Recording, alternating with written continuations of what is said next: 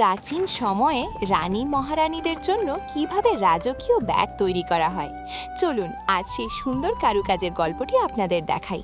সবার প্রথমে সমুদ্রের ঝিনুকের খালি খোলস সংগ্রহ করা হয়। তারপর সেই খোলসের ওপর বিভিন্ন আকৃতির নকশা করা ছবি খুব যত্ন করে লাগানো হয়।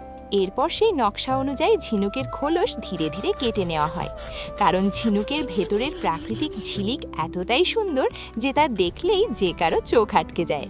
এরপর ব্যবহার করা হয় আরেকটি বিশেষ উপাদান, লাল চন্দনের কাঠ।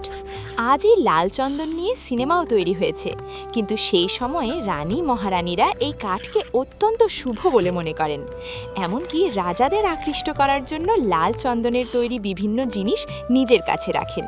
এরপর লাল চন্দনের কাঠের উপর একটি ডিজাইন করা কাগজ লাগানো হয়। তারপর একটি ধারালো যন্ত্র দিয়ে ধীরে ধীরে সেই নকশা অনুযায়ী কাঠের উপর সূক্ষ্ম খোদাই করা হয়। এরপর কাগজটি সরিয়ে ফেলা হয়।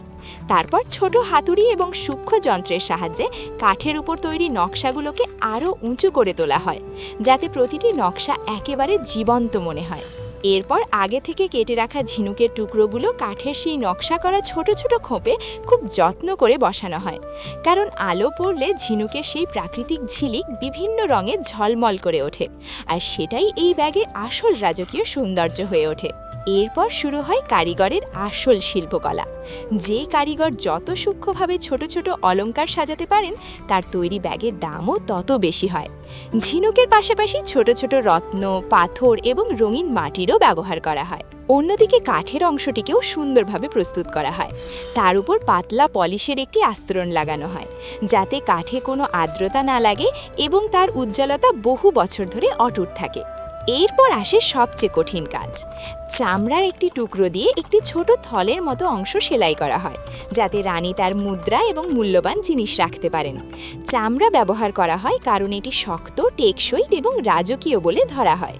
এরপর সবচেয়ে মজবুত সুতো দিয়ে দুটি কাঠের অংশের মাঝখানে চামড়ার সেই থলেটিকে হাতে বুনে জুড়ে দেওয়া হয়, যাতে ব্যাগটি বহু বছর ধরে ভেঙে না যায় এবং রাজকীয় ব্যবহারে টিকে থাকে। এইভাবেই তৈরি হয় সেই অপূর্ব রাজকীয় ব্যাগ, যা শুধু রানী মহারানীদের প্রিয়ই নয়, বরং সেই সময়ে যার মূল্য ছিল লাখ লাখ টাকা। এখন সত্যি করে বলুন তো, আপনি যদি সেই সময় থাকতেন, তাহলে কি এমন একটি রাজকীয় ব্যাগ কিনতে চাইতেন?